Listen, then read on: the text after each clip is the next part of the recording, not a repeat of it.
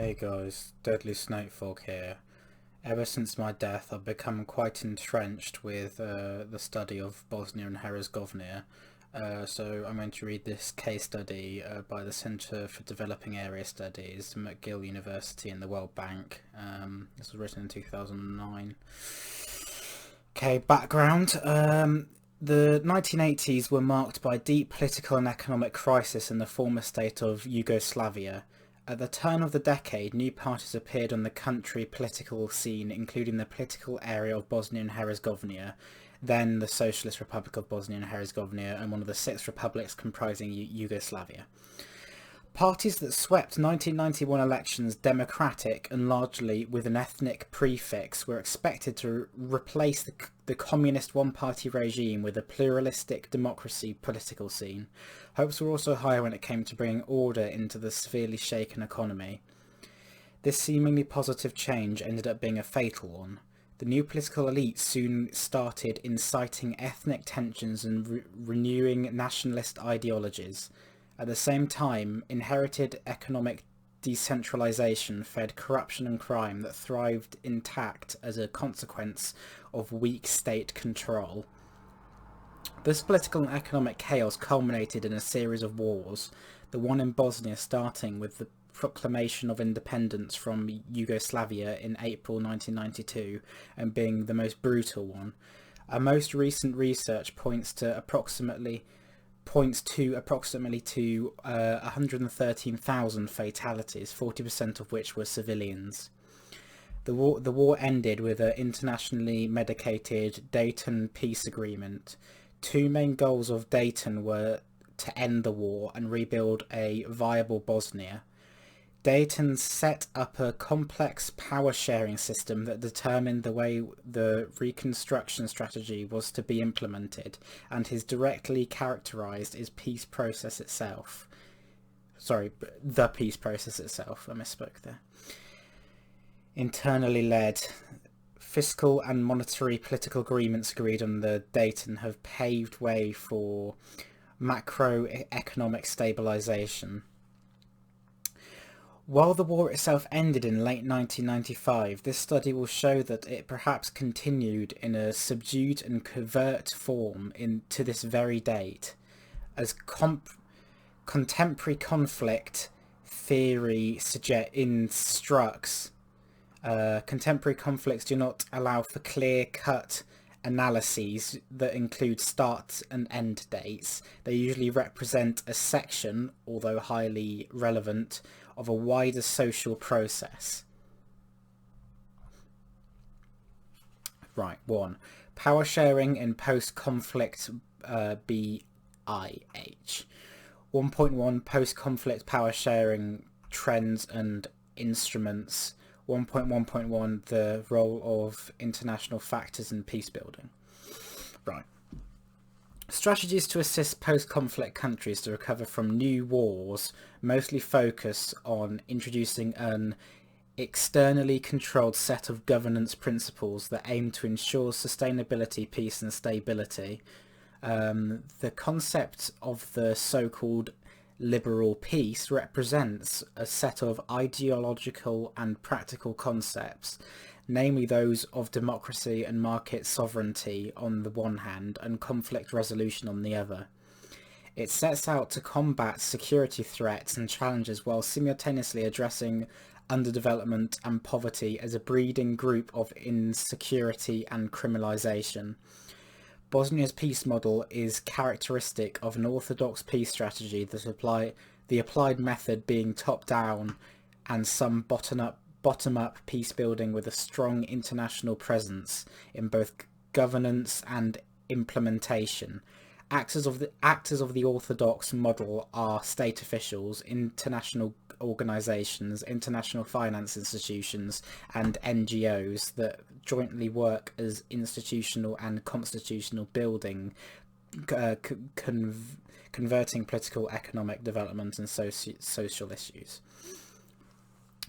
The transition package introduced in BIH is based on the so-called Washington Consensus. It includes recommendations related to macroeconomic stability.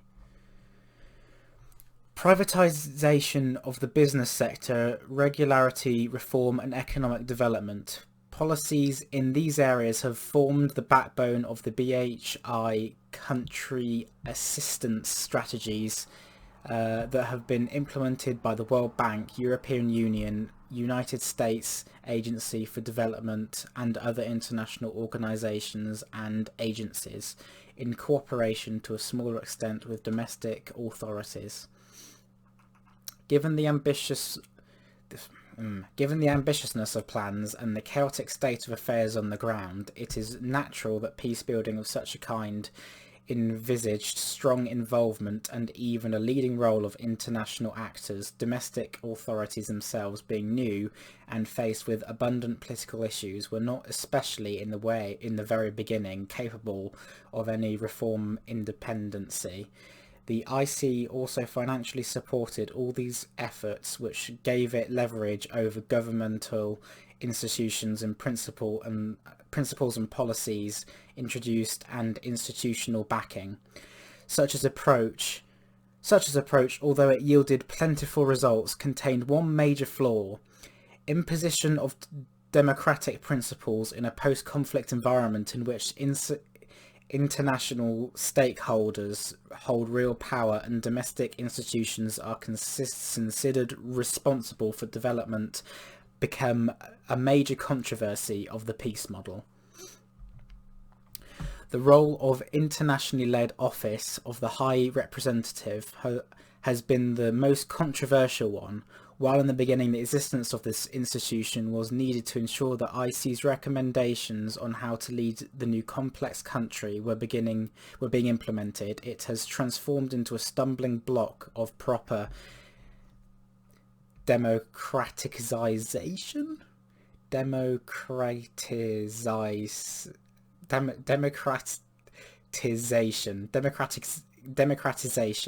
The so-called Bonn powers that allow high representatives to overrule legislation and impose executive decisions help to prevent nationalist motivated political decisions at many instances. They also help remove from power some corrupt politicians. Example, at the time of Paddy Ashdown was the High Representative 2002 to 2005, some top party officials were removed from the political scene and banned political activity due to their criminal history, nationalist rhetoric or involvement in the scandals. However, when Christian Schilling came to the position in January 2006 and started lifting vetoes on corrupt politicians and remained passive during crises in state-level authorities that could have led to serious destabilisation, it became clear that the OHR does not have the strength it used to have. The role of the IC as such has changed with time.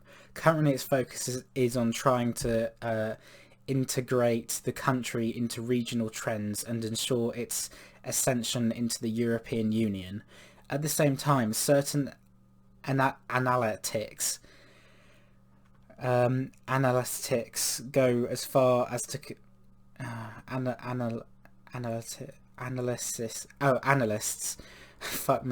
Analysts go as far as to conclude that the political situation in BIH today and the stability of institutions is worse than in previous post-war years. Hence, we can conclude that instead of the IC becoming redundant in the 13-year-long peace process, its role is perhaps more relevant than ever, as the country is on a clear crossroad.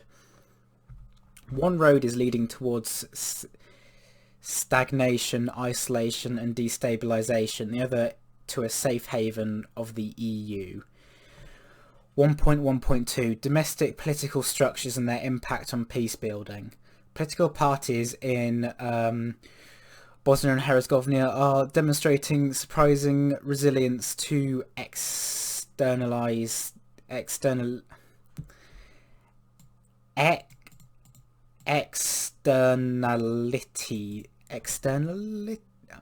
That word. The same political structures and parties that ruled over the political scene of the late 1980s are still the strongest parties or political streams of the country. Those are the predominantly Bosniak Party of Domestic Action (SDA), Croatian Democratic Community (HDZ), and Serb Democratic Party (SDS). They have survived the war, and with the exception of SDS, are now as strong as or stronger than ever. SDA has been accompanied by the Party for Bosnia and Herzegovina, whose leadership, composed mainly of ex-SDA politicians, is a strong advocate of a unitary state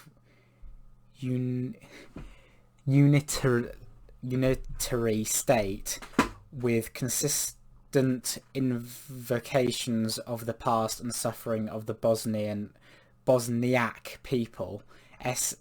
SDA, SBIH and HDZ are dominant in the Federation of BIH. SDS has been pushed aside by the Alliance of Independent Social Democrats in the political area of Republic of Slovakia, while SNSD entered the political scene as a seemingly progressive and liberal party. It has become a strongest advocate of an unitary governmental system, ethnic separation in institutions, and even dismemberment of the country based on entity lines. Leadership's invocation of Dayton ensured ethnic quotas and the parliamentary Serb entity with vast competences are considered a major implement to a more pronounced stabilisation. The reason lies in the fact that the reform process is based on reducing the elaborate governmental system, increasing state-level competencies, overcoming of ethnic separation, and sustainable return of refugees and displaced persons. This does not serve nationalist agendas. Most disturbingly, such policies can be directly linked to the persevering ethnic segregation of the society. Children are being taught using these different school curricula that accommodate different historical and cultural views. Ethnic quotes are being applied in the public administration, which is one of the largest employers, and ethnic clean areas caused by war and lack of return are creating secluded communities in which nationalist dominates.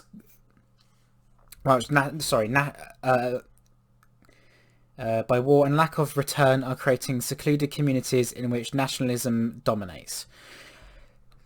Consequently, it can be concluded that the existing political structures are not contributing to peace building, but are perhaps the strongest advocates and reasons for the lack of more efficient stabilisation processes. 1.2. Dayton Peace Agreement as a power-sharing instrument. The Dayton General Framework Peace Agreement was initialized in Dayton, Ohio on November 21st and signed in Paris on December 14th, 1995 by heads of state of Bosnia and Herzegovina, Croatia and the Federal Republic of Yugoslavia. Mediation was materialized due to the preceding international application of military force against Serb. Positions at different locations throughout the country, threat of future use of force, and Serb military defeats in the autumn of 1995. The Dayton Agreement itself is, on the one hand, a collection of provisions and annexes that deal with most issues to arise once the war has ended. It also includes a state constitution. It is a general framework agreement, and concrete implementation has demonstrated constant need for domestic and IC institutions to make judgments. Additionally, interpret provisions and develop strategies ad hoc. The agreement as such allows for an unconsolidated IC presence in the war-shattered country, coupled with constant misinterpretations by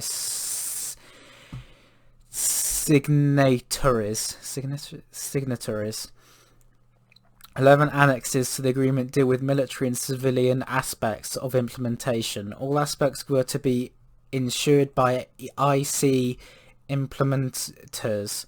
NATO implementation force troops were to ensure an end to hostilities. Organisation for Security and Cooperation in Europe to organise the first elections, UN and EU. Agencies to ensure refugees return and human rights protection.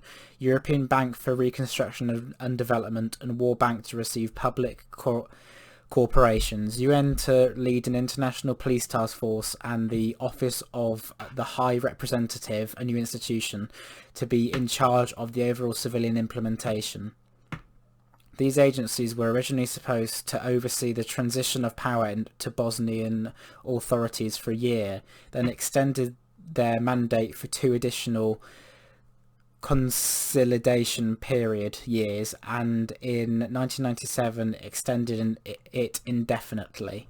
The state constitution devolves most governmental authority to the entities, i.e. to the Bosniak Croat Federation of Bosnia and Herzegovina and the Serb Majority Republic of Srpska. Furthermore, the Bosnia Croat entity is divided into 10 cantons and its authority is mostly divided to them. This is due to the inability for the Bosniaks and Croats to agree on all issues that are considered national interests of one particular ethnic group. This cantonized entity is dysfunctional to this very day, and also divided along ethnic lines. Entities have been allowed to carry out their own policies. Economic development has been impeded by political companies and disagreements. Final accountability for most political decisions fall on the High Representative, i.e. there is no local ownership, and lines of confrontation were thorough. Dayton simply reaffirmed. Fuck me, this is depressing. Although increased state-level competencies are noted in the senior of sectors of justice, military and civilian affairs, most of the competencies remain at the entity level. Example: education, health, police, economic affairs, and energy entities, with their separate institutions and budgets. De facto exist independent of one another. Dayton did not remove when existing political structures, but empowered wartime political elite to lead the post-conflict reconstruction and development process. As a consequence, the country has been faced with a political status quo reinforced by nationalist policies and with little to no incentive for badly needed reform. Accessibility of power to many due to elaborate governmental system, granted positions based on ethnic quotas and easy access to public goods only increase in incentives for an even longer stagnation. 1.3. The economic dimension of pre-war and post-war Bosnia. Bosnia and Herzegovina was one of the 3 pre-war BIH was one of the 3 pre-war Yugoslav republics which individually had a positive trade balance between 1985 and 1991. More precisely, 3 of the 5 largest exporters in the former Yugoslavia were the BHI, and 2 of them took turns at first place during the final 10 years of the country's existence. Ernagonvest Sarajevo, producer of electrical equipment, engineering, oil refining, and the production of petroleum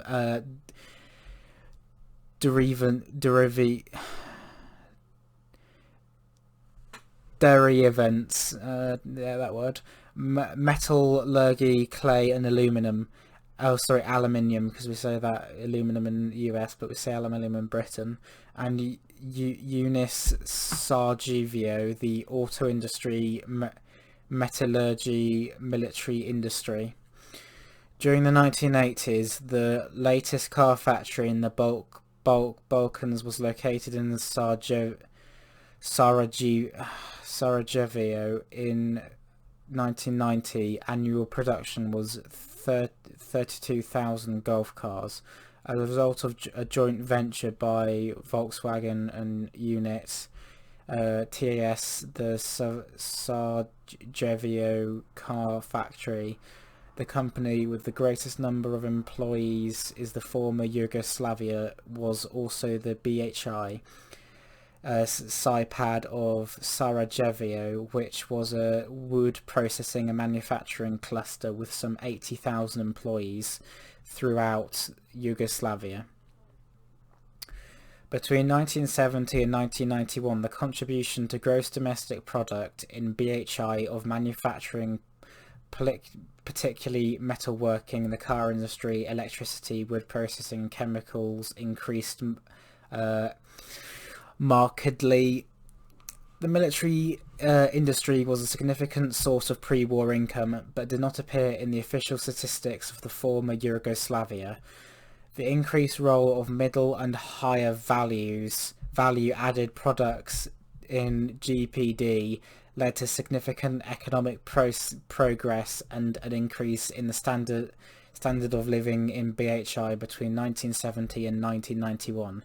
It was also very important for BHI's pre-war economic development that Sarajevo hosted the 14th Winter Olympic Games in 1984, and that between 1978 and 1984, around $1 billion were invested in the development of winter and rural tourism. While the city infrastructure in Sarajevo was fully overhauled, agriculture and the food industry also saw significant progress, and pre-war BHI was home to a number of very significant food and drink producers. UPI Sarajevo, Bosniak Duboj, Vitaminka Banja Luka. The Sarajevo Tobacco Company produced one of the best cigarettes in Europe, in cooperation with American Marlboro, the well-known Sarajevo Marlboro. Basic characteristics of the post-conflict economic situation in BHI: war destruction, in brackets, human and physical capital loss. Fuck me. BHI attained international economic recognition only at the end of the war, with the membership in the International Monetary Fund, December 1995, and the World Bank, March 1996. Membership of the WB meant the beginning of realization of the program of priority reconstruction and renewal of BHI. The economic situation in BHI after the war has been bedeviled by a large number of mutually conflicting goals, which should have been attained relatively quickly after the end of what was the most important war-related disaster on the soil of Europe since World War II. This fact has severely affected the dynamic of economic growth and the labour market equilibrium. The extent of devastation during the war, 1992 to 1995, particularly affected the quantity and quality of human capital, as well as infrastructure and industrial/commercial property, and meant that economic recovery was entirely dependent on resources authorised by the IC. The degree of wartime devastation may be illustrated using the following indicators. The total number of recorded deaths, i.e. persons killed for whom reliable evidence exists with names and surnames, from 1992 to 1995 was 113,000. The number of missing persons will be still being sought is around 40,000.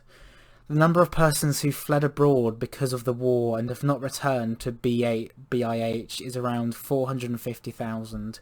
The Foreign Trade Chamber of BHI estimates the extent of wartime damage to personal and business assets to be in the range of 30 to 50 billion US dollars, and the lost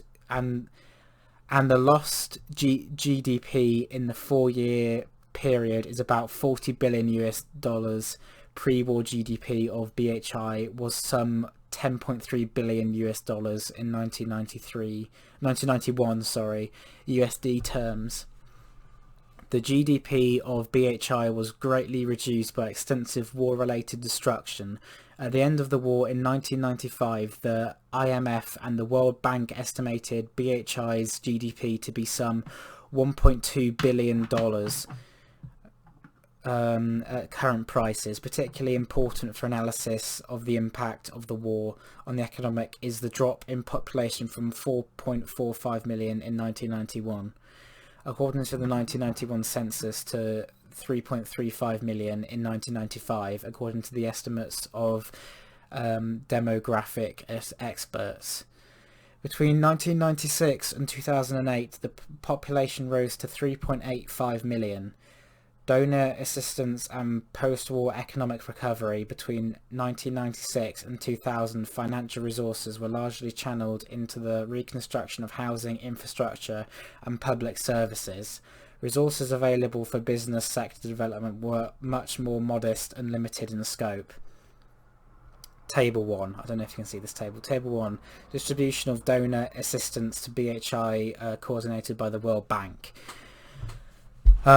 So housing construction got 16.1% in shares, electricity production and transmission got 13% in shares, transport infrastructure got 11.2% in shares, credit lines to business sector got 8.2% in shares, water supply got 7.8% in shares, social security support got 6.8% in shares, foreign debt repayment got 4.5% in shares, education got 4.3% in shares, capacity building of state institutions got 3.9% in shares, agriculture got 3.8% in shares, and other got 20.5% in shares. And the source for this is the author's the source is the author's calculation based on International Management Group databases summary report, donor aid to BHI in Economic Task Force Secretariat Volume 3 Issue 5. Closure of these projects also meant a reduction in the market potential / demand of the structure of jobs sought on the labour market. Given that leaving public services out of the equation, employment was mostly concentrated in industry. Problems with privatisation of state companies, modest market share, and low levels of exports all contributed to falling capacity to maintain employment in that sector. Table 2, Gross Domestic Product, Bosnia and Herzegovina, 1991 to 2000. Here, 1991, GDP in millions of km, local currency current prices was 17,750. In 1996 was 4,192. In 1998 was 7,650, and in 2000 was 9,611.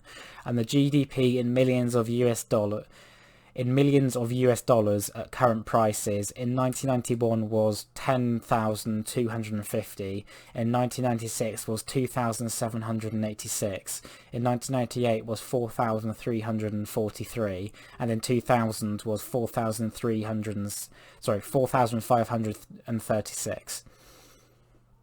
And the GDP per capita in US dollars in current prices in 1991 was 2,305, in 1996 was 670, in 1998 was 1,189, and in 2000 was 1,200. The above table shows that GDP rose from 2.79 to 4.54 billion US dollars between 1996 and 2000 in current prices. That GDP grew by a factor of 1.63 over this period was largely due to the World Bank coordinated and implemented priority renewal and reconstruction program. During the period in question, according to the World Bank, mission to BHI, some 5.3 billion KM local currency or 3.5 billion US dollars were spent on the reconstruction of basic infrastructure, education and healthcare, institutions and facilities, and repair and reconstruction of housing. 2.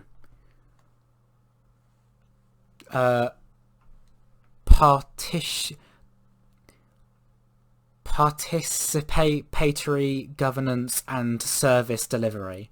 2.1 Development and peace building. 2.1.1 Most prominent development projects. First, development projects, as outlined above, focus mainly on economic recovery. The focus later expanded to reforms of more political and social nature. The EU has had a major role to play in this regard. In 2000, it is estimated a new development programme for Western Balkans countries called CARDS, Community Assistance for Reconstruction, Development and Stabilisation. The programme has focused on reconstruction, democratic stabilisation, reconciliation and the return of refugees, institutional and legislative development, including harmonisation with EU norms, the rule of law, human rights, civil society and the media. Sustainable economic and social development, including structural reform and promotion of regional cooperation. A most prominent sub-project for state capacity building has been the Public Administration Reform PAR project, which is also the focus of the BHI Midterm Development Strategy. An overlap of functions and responsibilities between different levels of authorities, as well as weak coordination and cooperation, were seen as the greatest obstacle to more efficient public administration. Thus far, over EUR2 million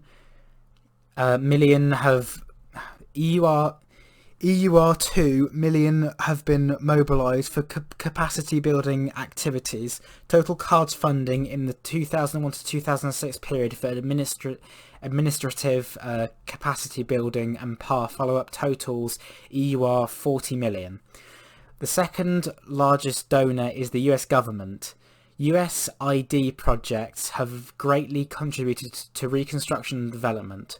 Only in the 1996 to 2000 period, USAID distributed 890 million US dollars in assistance that focused on refugee return, infrastructure,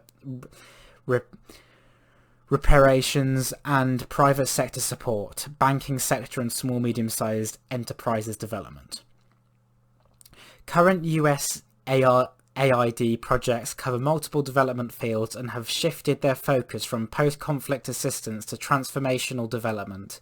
They centre around private sector development, democratization through strengthening civil society, helping political parties introduce and practice democratic principles, justice sector and legal framework support, local level development and media support, and cross-cutting projects such as environmental projects, anti-human trafficking projects and gender initiatives. While it can with certainty be said that all donor programs contributed to some extent to developmental efforts, lack of coordination has been a dominant topic. Donors often implement similar projects with similar outcomes, which leads to efficiency in the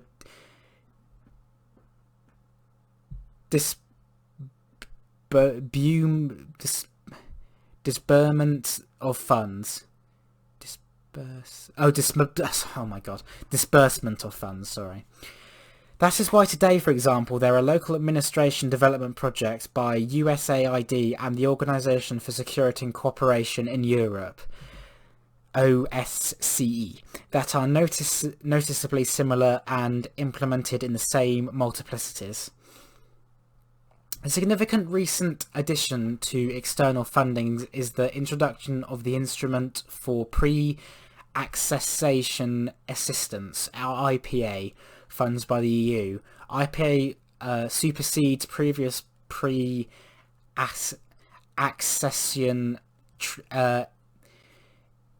entrustments, including cards to unite developmental efforts in pre-accession countries. BHI included in the 2007 to 2013 period. The 5 components of IPA are transitional assistance and institution building, regional and cross-border cooperation, regional development, human resources development, and rural development. These funds are widely acknowledged as a chance to complete the needed reforms in terms of post-conflict development, while speeding up along the EU accession path. As for domestic development tools, BHI Midterm Development Strategy, prepared in April 2004, serves as the main document for tracking BHI economic development, treating almost all macroeconomic indications coupled with other development by EBRD, IMF and WB. This study presents an economic agenda for the period 2004 to 2009. Already in 2005, experts, both domestic and international, started their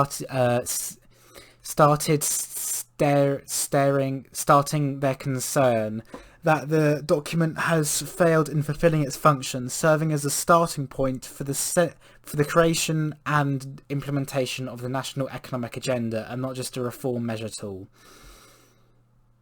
Still being the only document of such kind, it remains the only valid and reliable domestic source of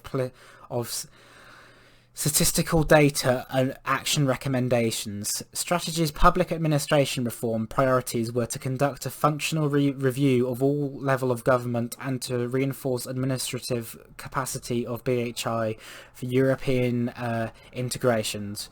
Most of technical PEAR requirements have been fulfilled, but the size and lack of functionality of the many levels of authority and the lack of political agreement on constitutional and EU questions keeps impeding progress in this field. Regarding private sector reform and the strategy places export-oriented private sector in the focus of development. Obvious high dependence on international aid and international enterprise, however, will continue to represent an impediment to domestic resource employment and development. If this dependence is gradually overcome through an educational reform, targeted training and gradual withdrawal of international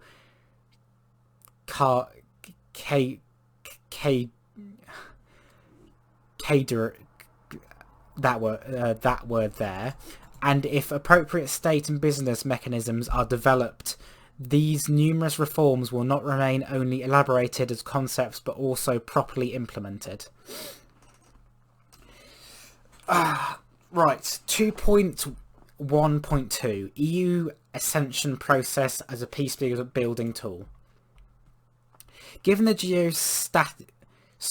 strategic position of BHI, it was clear from the very beginning of post-war reconstruction that the peace-building process will need to be accompanied by a strategy for eventual integration of the country into EU in times when enlargement became a topical issue in 1999. The EU proposed a Stabilisation and Association Process, SAP, for all countries of SEE, including BHI. By June 2000, all SAP countries were declared potential candidates for EU membership. At the Thessaloniki Summit of 2003, the SAP was confirmed as the EU policy for the Western Balkans. By now, the BHI's immediate neighbourhood, Croatia, has gone a long way in EU accession negotiations, and Serbia and Montenegro are also progressing. although more slowly. BHI has had, in contrary to the other Western Balkans countries, a more difficult and complex task of being forced to fully engage in the EU integration process, since major issues that fall in the realm of post-conflict reconstruction, recovery and reconciliation have not yet been resolved. IC institutions in BIH soon realised that a cost-effective thing to do is to ensure the implementation of some post-conflict development tasks by including them in the Ascension agenda. Conversely, with war issues unresolved, BHI does not stand a chance of ever being fully integrated into the European family. A very important premise has been behind the EU ascension logic. EU integration is one of the rare issues that unites the society and therefore most political segments. In that context, it became a peace-building tool. The mission was clearly set out in the feasibility study developed in 2003 for negotiations between BIH and the EU on stabilisation and association agreement. 16 priority areas were identified in relation to a report of the European Commission to the Council of Ministers of the EU, and 6 short-term priority areas from the European Partnership. These were most effective governance and public administration, effective legal provisions on human rights protection, effective judiciary, tackling organised crime, asylum and migration, customs and tax reform, budget legislation, budget practice, reliable statistics, comprehensive and consistent trade policies, integrated energy market, development of BHI economic space and public broadcasting. Evidently, this agenda is in full compliance with the peace-building agenda. It can even be said that from approximately year 2003, the peace-building agenda was replaced by the EU agenda, with consistent goals and a higher probability for success in politically sensitive areas. However, BHI's EU road between 2003 and 2008 demonstrated institutional resistance wherever national interest of ethnic groups was perceived to be at risk. It is obvious from the enlargement strategy and main challenges 2008 to 2009 document that most ascension criteria have either not been fulfilled or are in the process of being fulfilled. Overall, it can be said that the EU ascension process has not yet accomplished its goal of bringing sustainable peace. As could have been expected, the main obstacle is continuing national policies. A lack of consensus on major issues of state building and challenges of the Dayton Peace Agreement can be directly linked to the inflammatory ethnic rhetoric and lack of unity in the ascension process. This makes it clear that the society has not matured enough to comprehensively assist a positive aspect of EU integration that is embodied in overcoming of the identity narrative by submerging ethnic identities into a wider European one.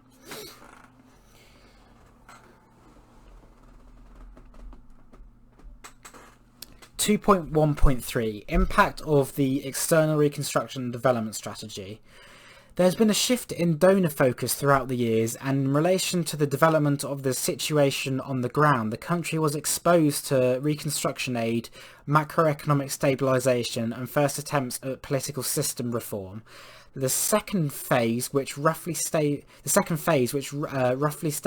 in the second phase, which roughly started in 1998 and is only now dying out, has been marked by extensive, high representative involvement in domestic political affairs. It was only in 2000 that the Peace Implementation Council, PIC, presented an agenda for a systematic state building. That was a starting point for a reform of state institutions by a first attempt at constitutional reform. The situation has by now arrived at a position in which post-conflict development is inextricably linked to both EU ascension and stability in the entire region of South-East Europe. Many issues remain outstanding. Firstly, neglect for root causes that has led to conflict disable better results than could have been expected from the many implemented activities. While donor projects mobilised funds and resources to ensure reconstruction, development and sustainable peace through stable institutions, they never engaged in a comprehensive social process that would contribute to societal reconciliation. Secondly, while IC efforts have focused on democratizing democratizing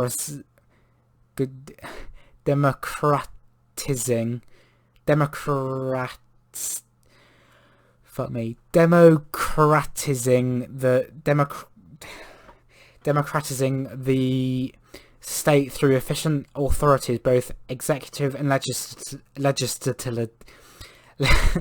legislative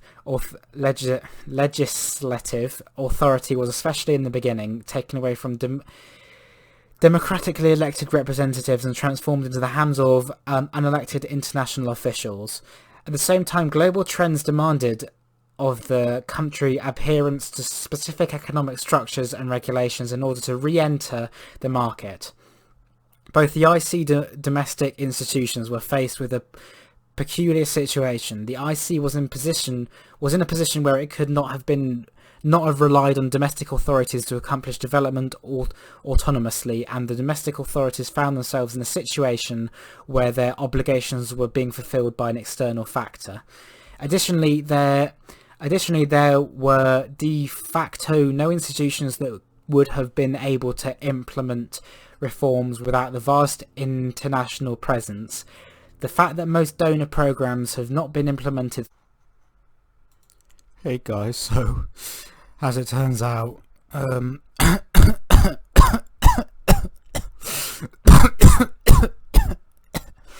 Bosnian politics is quite depressing, so I'm playing a nice, friendly, happy game to hit my mind off it. Look, you can do happy dance.